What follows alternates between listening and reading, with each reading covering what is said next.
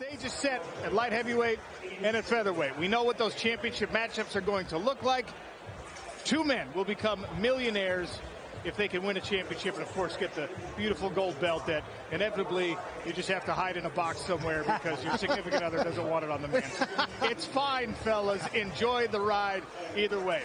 All right, so that's a look back. I also want to take a look forward if you'll... Blood running down the face of Marina Mokhnakina, the Russian, now living and training in Las Vegas at Syndicate. Much more measured approach by Larissa Pacheco in this round.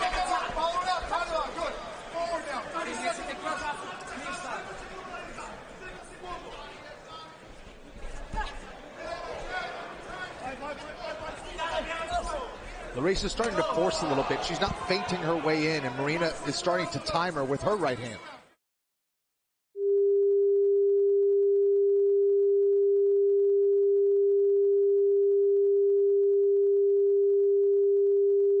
Randy, we got to face these two behemoths off.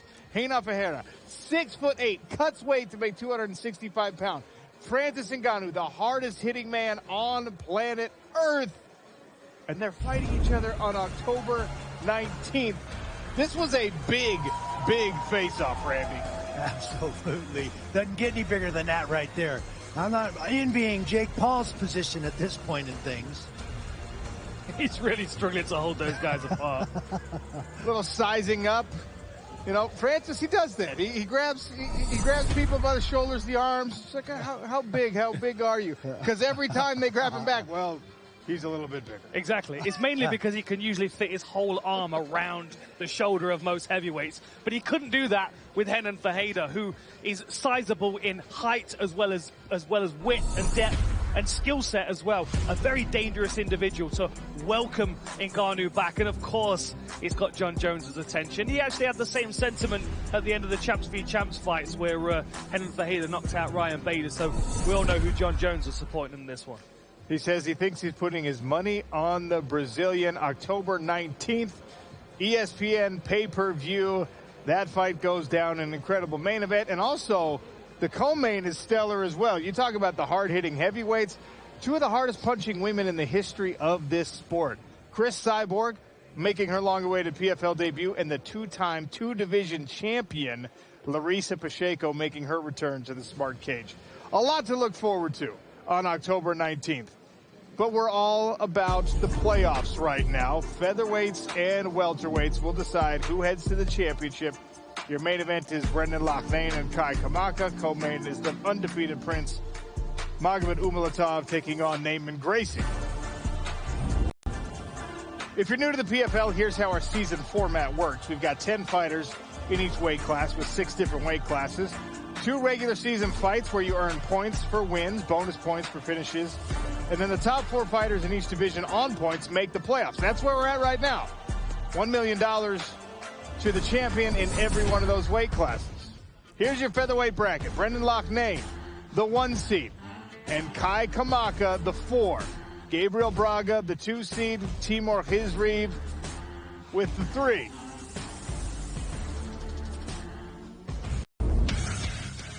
Brendan Loughnane, 2022 PFL featherweight champ. He told us back what he wanted. He said, I'm not doing the season anymore. It's too long. It's too hard. But he just cannot stay away, especially because he missed the playoffs last year. And Kai Kamaka, this man is on a win streak and fighting better than he ever has in his career.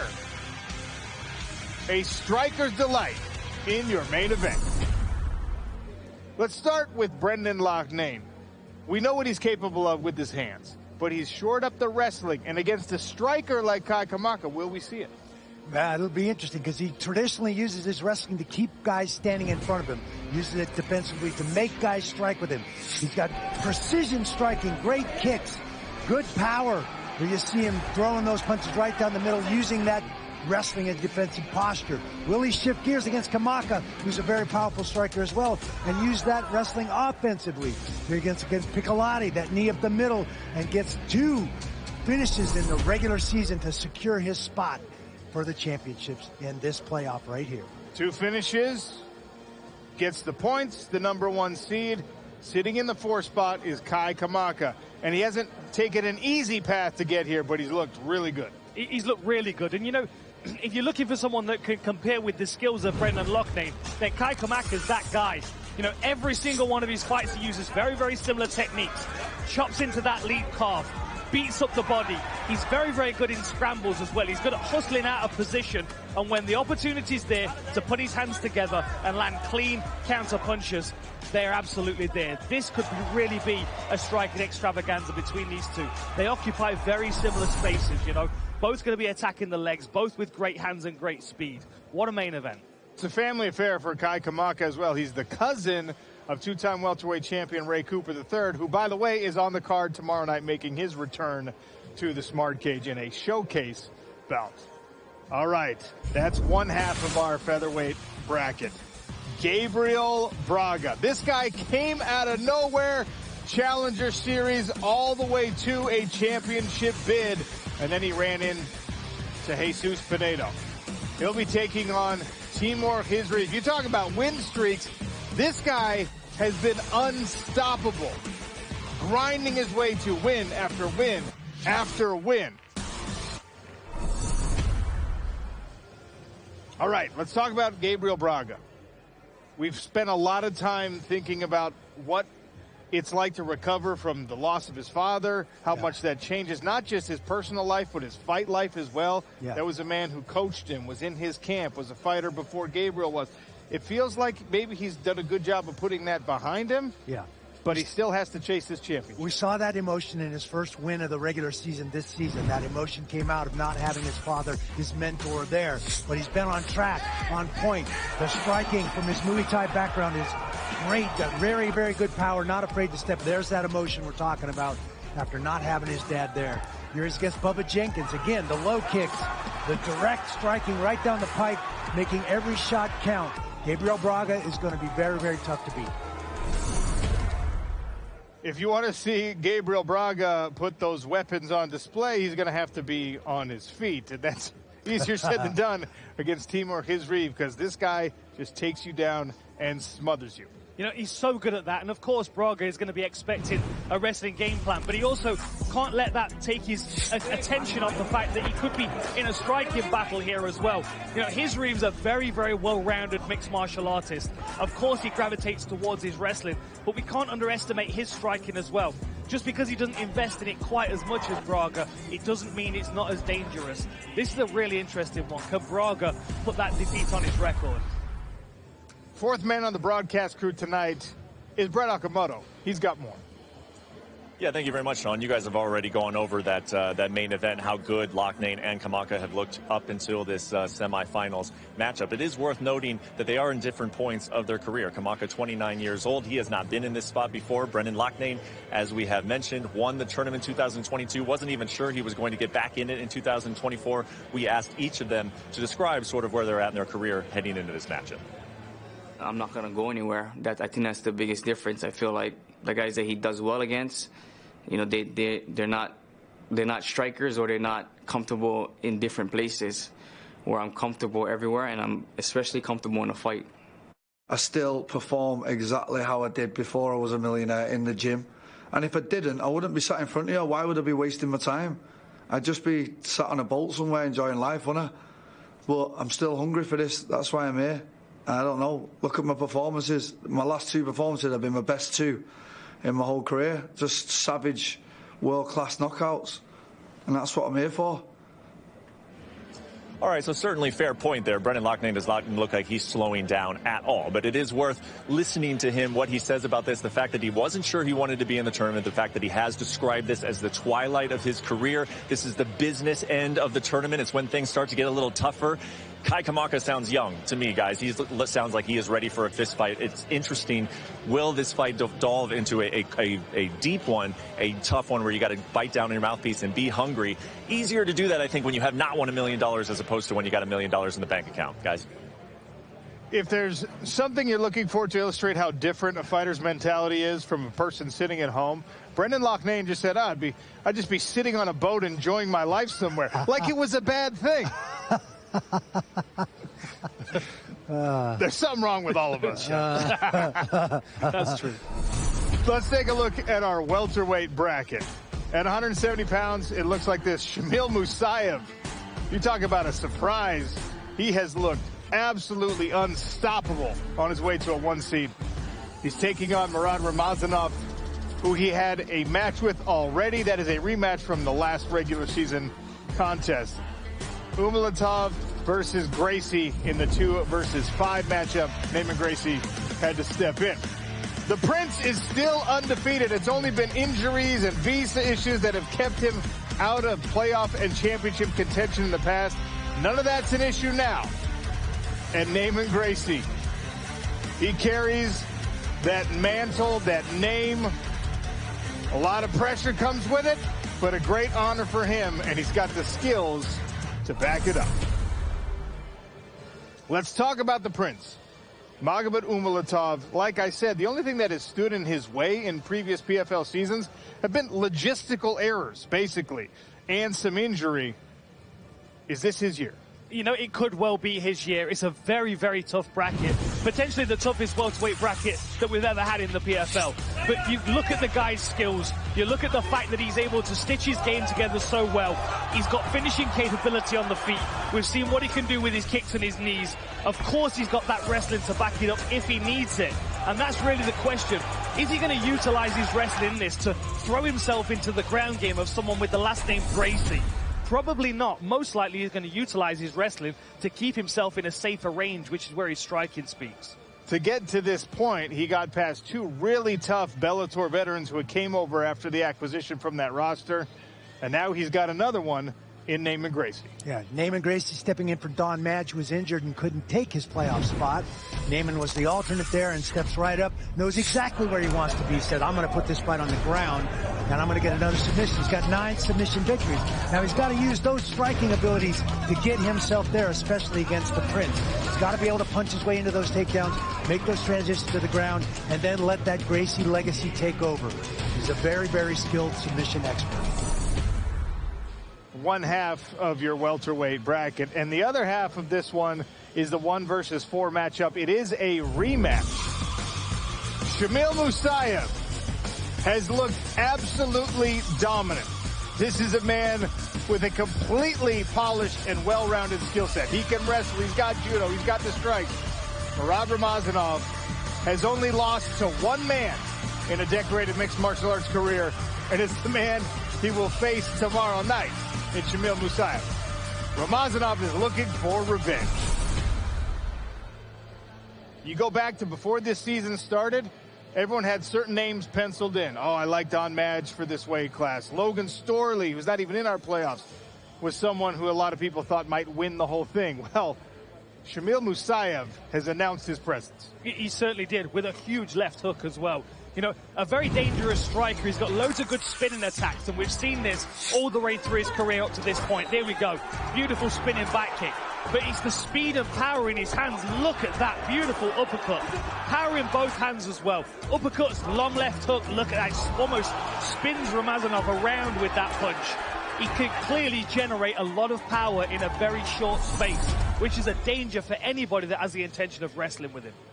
Now, the last time he was in the Smart Cage, it was against the guy he's facing again tomorrow night. And we've talked about this a lot, Randy.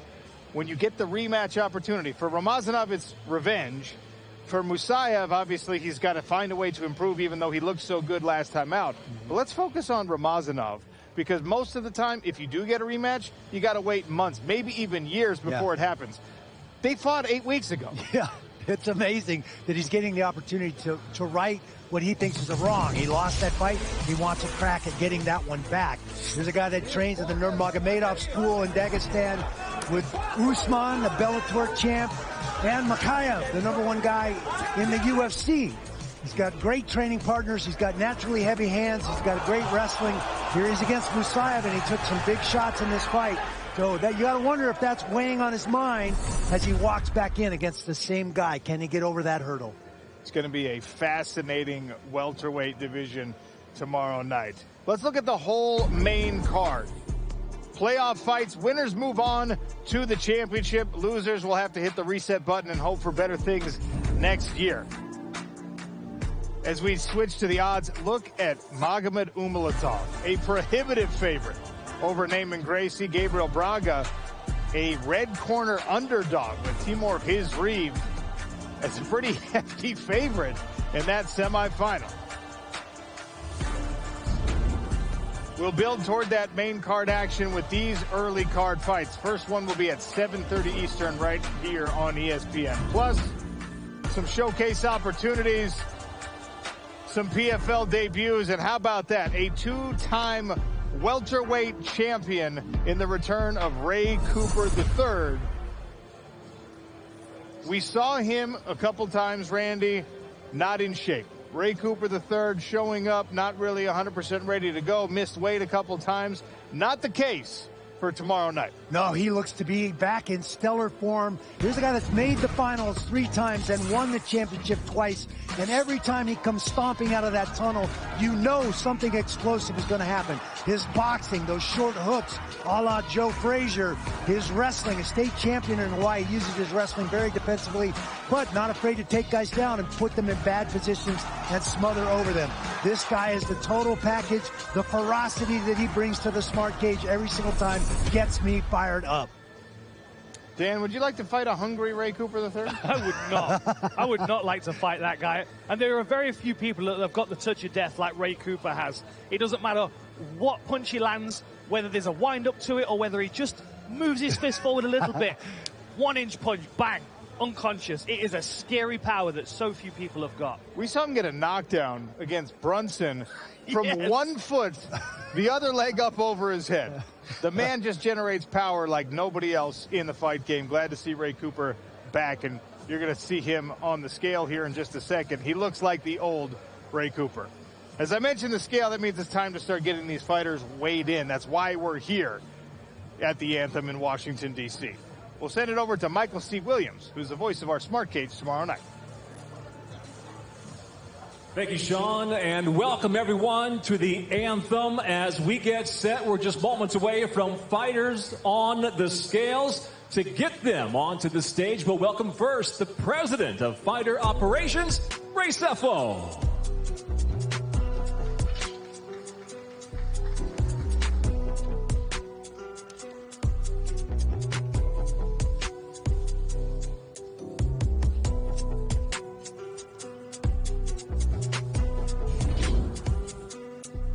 First bout of the night will be a showcase affair in the welterweight division. Shido Boris Esperanza and Tyler Hill.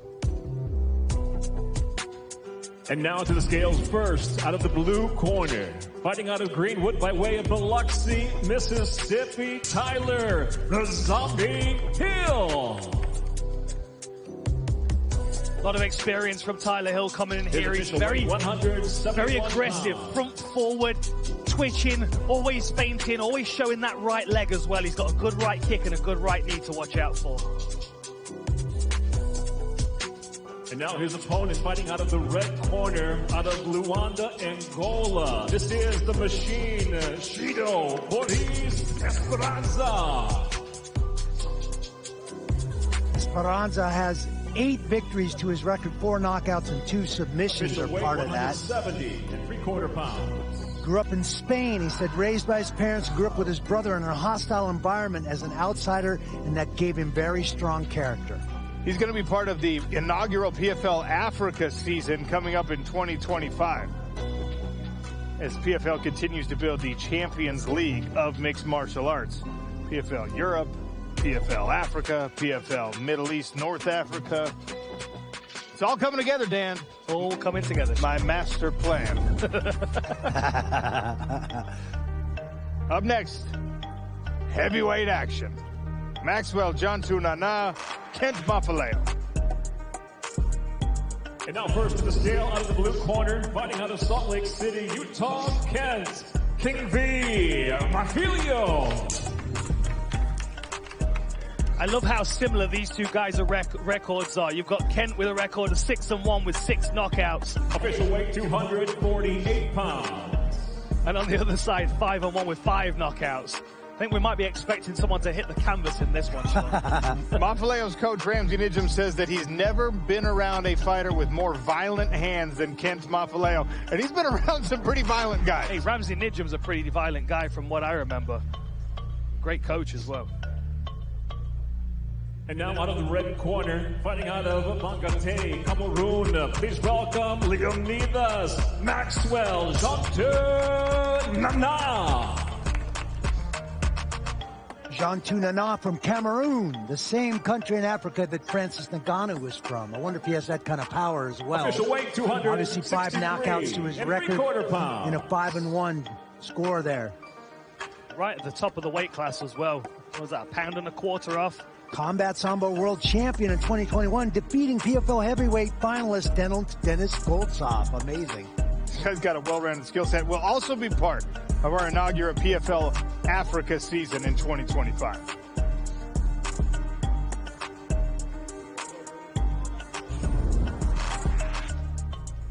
Our third fight of the night will take place in the featherweight division. Jesse Stern and Jose Perez. Introducing first out of the blue corner, fighting out of Harvey, Illinois, Jose Perez.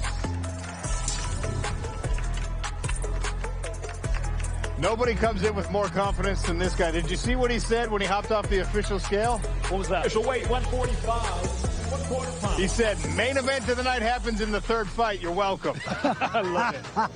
I love it. And now fighting out of the red corner, Baltimore, Maryland's Jesse Relentless Stern. Relentless is a great nickname for this guy. Familiar face. If you've been watching the PFL, he's made a couple of appearances. Jesse Stern built a nice little winning streak for himself. It's 5 in a row for him.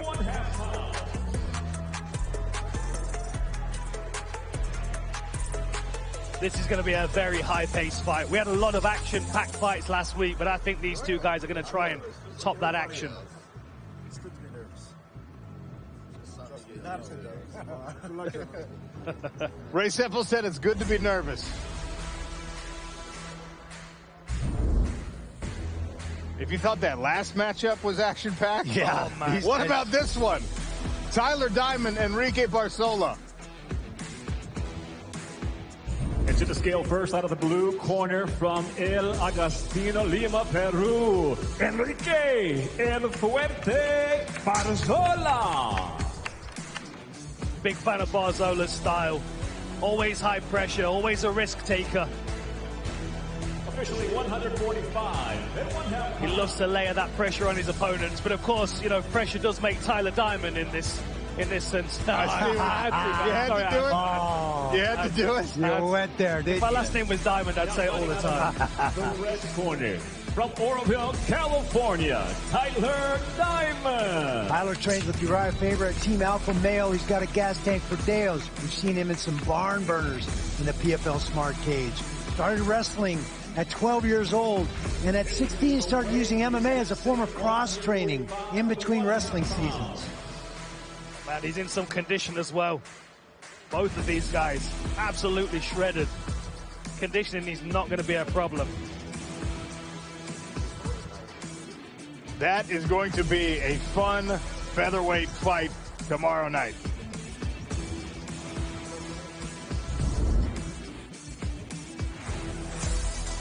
The final bout on our early card will take place in the welterweight division.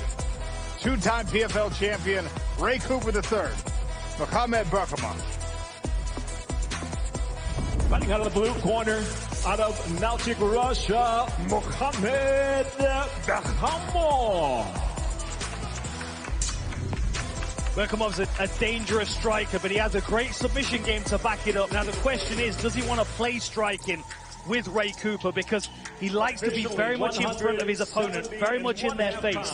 He is going to have a height and reach advantage in this one, though, so maybe playing a bit safer would be a bit further away from Cooper. And now out of the red corner from Pearl City, Hawaii, the two-time PFL welterweight champion, Ray Cooper III. State champion out of Hawaii, very, very strong wrestling background, but usually uses that to keep guys standing in front of him. Use those short hooks and that power, ridiculous power and intensity coming from this ferocious fighter. At his best, I don't know if there's a welterweight in the world that hits harder than Ray Cooper III. And did you see the number next to his name? He's the underdog in this fight. That's not going to sit well with Prada. That's wild.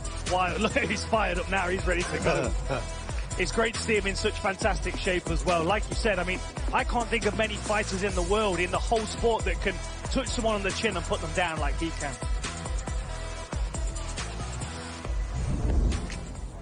Up next, the playoff fights. Our first semifinal in the welterweight division. Shamil Musayev, Murad Ramazanov. First up out of the blue corner, out of Makhachkala, Dagestan, Russia, Murad Ramazanov. Nice to get a rematch right out of the gate after you lose one like that, but he took some big shots in that, and there's always a psychological issue and hurdle to get over when you've been knocked down and lose a fight like that. It was also the only loss of his pro mixed martial arts career, so always a question, how will a fighter respond? We'll find out tomorrow. And now, out of the red corner, fighting out of Metisha, Russia, the undefeated silent assassin, Shamil Musayev. This guy was a world champion in under 23 wrestling. I mean, he's got an amazing wrestling pedigree, placed silver medal and bronze medal in the Russian National Championships. That is not an easy thing to do. And we see the fast hands and the amazing accuracy of his striking is what blows us away. Nobody's even tested his wrestling yet. I certainly think that might be in Ramazanov's game plan this time around, though. Take him down and get to the back if he can. Stay away from those big power punches.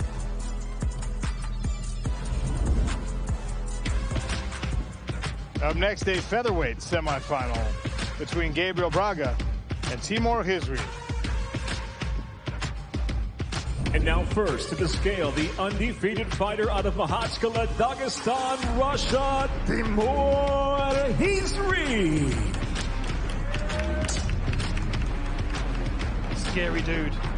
Scary dude in every range of the fight, but you know, 12 decisions out of 16 fights. He is going to maul you until that final bell. And three-quarter power. You've just got to be ready for a long night, regardless of what kind of fight you expect. And now his opponent to the scale out of Rio de Janeiro, Brazil, Gabriel Braga. Braga was 12 fights in before he ran into Jesus Pinedo in the finals and lost his first loss in the sport. Seen him very emotional this season, not with his father and mentor. Tragic last year, losing that in well, frankly, a murder, which sucks. That was actually this year. The dust seems to have settled. He's on point. Both his first round or finishes in his first regular season fights this year. So much intensity in Braga's eyes all the time.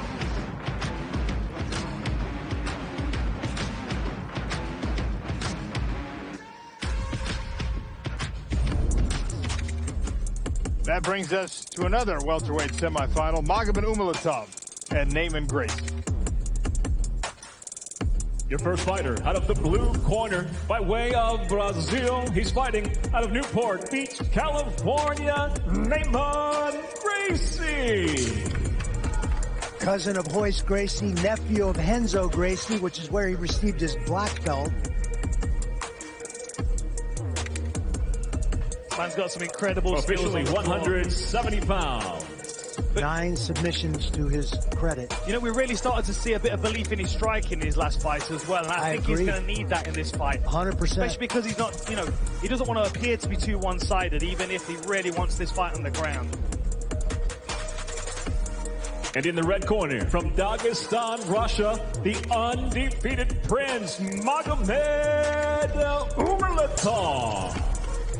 This guy is just smooth. He's as smooth as they come. His striking, his footwork, the angles, and again, crazy good wrestling, as you would expect from another Dagestani. This is where Naaman Gracie's got to throw other things at him to think about. If he's just chasing that takedown, it's going to be a long night for him.